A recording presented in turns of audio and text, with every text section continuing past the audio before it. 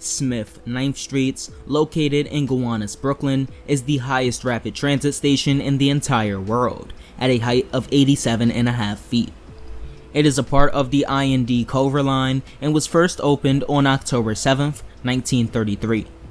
The station is served by the F and G trains at all times, comprises 4 tracks and 2 side platforms, and sits on the mile-long Culver Viaduct. This viaduct, starting just south of the Carroll Street Station and ending east of the 4th Avenue 9th Street Station, is the only part of the original I&D subway to be elevated.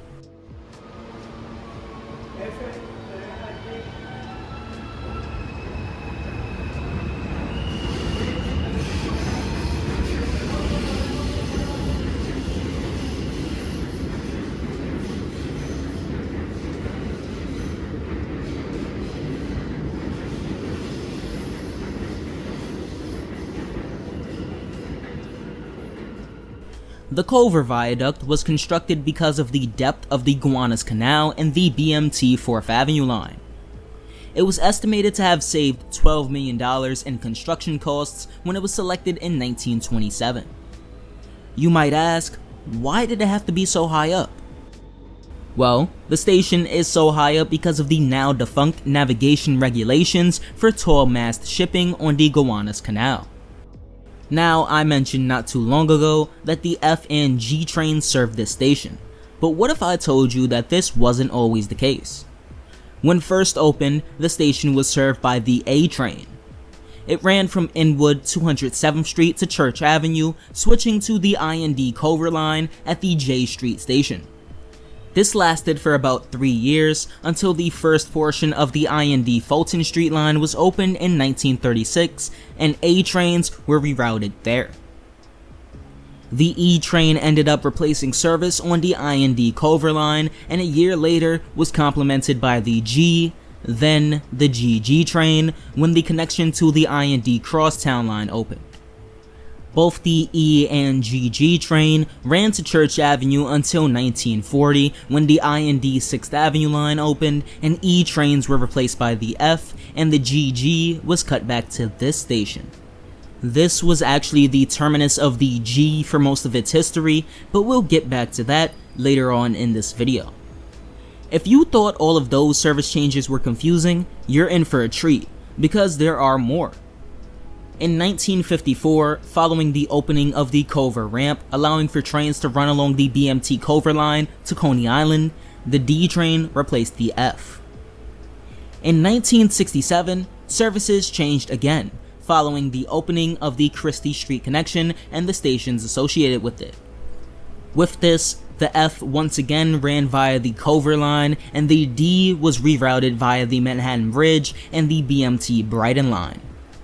In 1967, the Transit Authority experimented with express service along the I&D Culver line, with F trains running express between Bergen Street and Church Avenue during rush hours, skipping this station.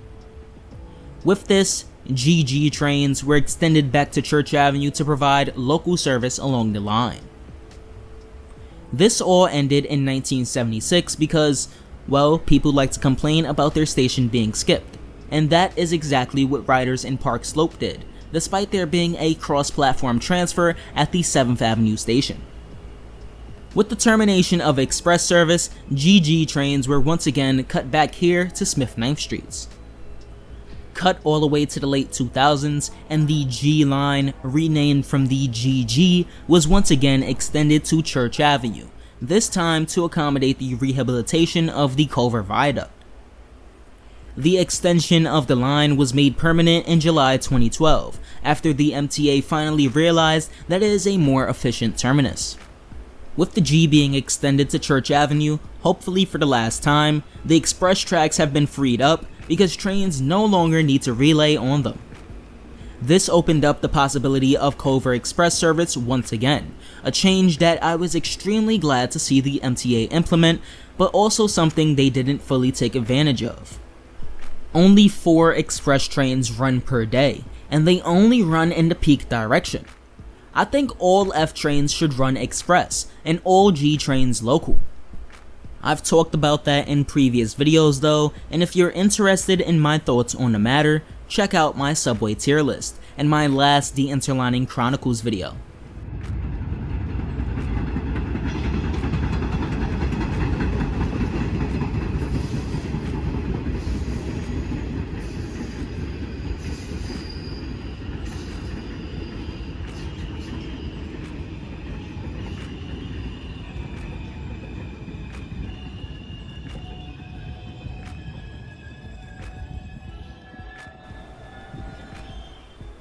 Anyway though, on the topic of the aforementioned Culver Viaduct rehabilitation, the station was partially closed and was renovated because the viaduct was almost literally falling apart. Portions of the viaduct had to be encased in a mesh wrapping because there was a significant danger of concrete falling onto the street below. The station was reopened in April 2013, 4 months after its scheduled reopening. Now, you would have expected the tallest rapid transit station in the world to have an elevator, but the IND never installed one, and neither did the MTA with this recent renovation. An MTA spokesman claimed that installing an elevator would not only be too expensive, but would have also damaged the station's structural integrity. It is a shame that such a high station cannot have an elevator, especially given the fact that you need to go up 2 separate escalators and a flight of stairs just to get up to the platforms. Enough talking about the renovation though, let's talk about the actual design of the station.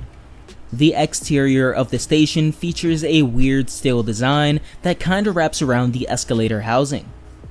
It's difficult to explain, so I'ma just show you what I'm talking about on screen.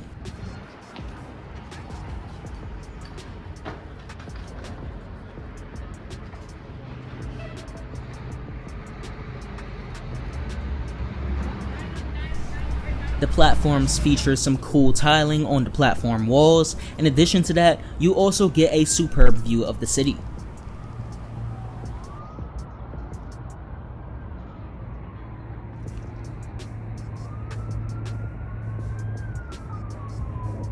With this station being the tallest one in the world, it's not much of a surprise that it would be in my Mystical Station series. I love the views of downtown Brooklyn and lower Manhattan that you can get from here, along with the views of the R160s rounding the curve coming from Carroll Street. Is Smith 9th Street's your favorite station?